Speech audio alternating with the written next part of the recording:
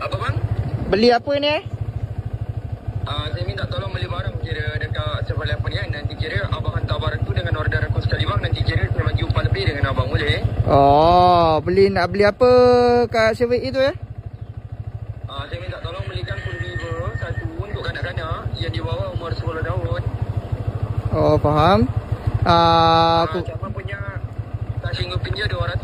Nanti kira abang hantarkan dekat hospital. Nanti aku bayar cash dia dengan abang dalam 300 lebih. Kira confirm upah 100 saya bagi untuk abang. Oh, 100. Banyak sangat tu. Tak payahlah bagi 100. Saya ambil 50 je lah. 100 banyak sangat.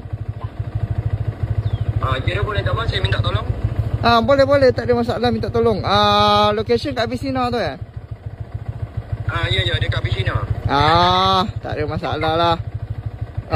Boleh saya beli kat 7E ya? Ya.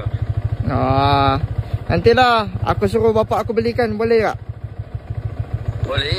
Aku pancut dia punya pukimak boleh juga.